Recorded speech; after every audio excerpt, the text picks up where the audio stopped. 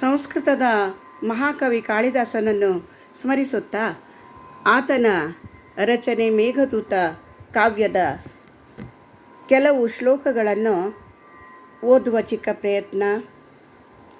ಕಶ್ಚಿತ್ ಕಾಂತ ವಿರಹ ಗುರುಣ ಸ್ವಾಧಿಕಾರಾತ್ ಪ್ರಮತ್ತಃ ಶಾಪೇನ ಸ್ತಂಗಮಿತ ಮಹಿಮಾ ವರ್ಷಭೋಗ್ಯೇನ ಭರ್ತುಃ ಯಕ್ಷಶ್ಚಕ್ರೇ ಜನಕತನಯ ಸ್ನಾನ ಪುಣ್ಯೋದಕೇಶು ಸ್ನಿಗ್ಧಚ್ಛಾಯಾ ತರುಷು ವಸತಿಂ ರಾಮಗಿರ್ಯಾಶ್ರಮೇಶು.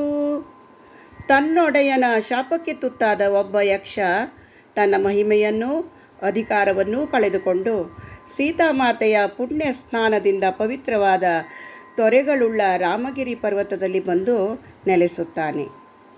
ತಸ್ಮಿನ್ನದ್ರೌ ಕತಿಚಿದಬಲ ವಿಪ್ರಯುಕ್ತ ಸಕಾಮಿ ನೀತ್ವಾ ಮಾಸಾನ್ ಕನಕವಲಯ ಭ್ರಂಶರಿಕ್ತ ಪ್ರಕೋಷ್ಠಃ ಆಷಾಢಸ್ಯ ಪ್ರಥಮ ದಿವಸೆ ಮೇಘಮಾಶ್ಲಿಷ್ಟಸಾನುಂ ವಪ್ರಕ್ರೀಡಾ ಪರಿಣತ ಗಜ ಪ್ರೇಕ್ಷಣೀಯಂ ದದರ್ಶ.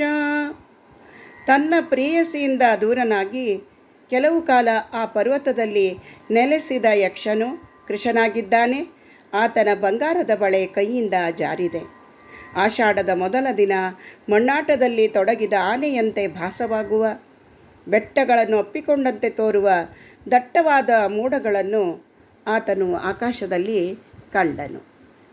ಇದನ್ನೇ ಕನ್ನಡದ ಮೇರು ಕವಿ ದತ್ತಾತ್ರೇಯ ಬೇಂದ್ರೆಯವರು ತಮ್ಮ ಅನುವಾದ ಕಾವ್ಯದಲ್ಲಿ ಒಬ್ಬ ಯಕ್ಷ ತನ್ನೊಡೆಯನಿಂದ ನಲ್ಲೆಯನು ಅಗಲಿ ಬೆಂದು ಶಪಿತ ವರುಷವನು ಕಳೆಯಲಾಗದೆ ಮಹಿಮೆ ಕಳೆದುಕೊಂಡು ಜನಕತನೆಯ ಮಿಂದುದಕಗಳಲ್ಲಿ ತಣ್ಣ ನೆಳಲ ಅಂಗಳಲ್ಲಿ ವಸತಿನಿಂದನೋ ರಾಮಗಿರಿಯ ಪುಣ್ಯಾಶ್ರಮಗಳಲ್ಲಿ ಅಗಲಿ ಇದ್ದರೂ ಆಸೆಗೊಂಡಿರಲು ಗಿರಿಯೊಳಂತು ಇಂತು ಕೆಲವೇ ತಿಂಗಳಲ್ಲಿ ಚಿನ್ನ ಕಡಗ ಮೊಳಕೈಗೆ ಸರಿದು ಬಂತು. ಕಾರ ಹುಣ್ಣಿಮೆಯ ಮಾರನೆಯ ದಿನವೇ ಮೋಡ ಕೋಡನಪ್ಪಿ ಕಂಡಿತೊಡ್ಡಿನೊಡಡಿಕ್ಕಿಯಾಡುವ ಆನೆ ಬೆಡಗನೊಪ್ಪಿ. ಧನ್ಯವಾದಗಳು.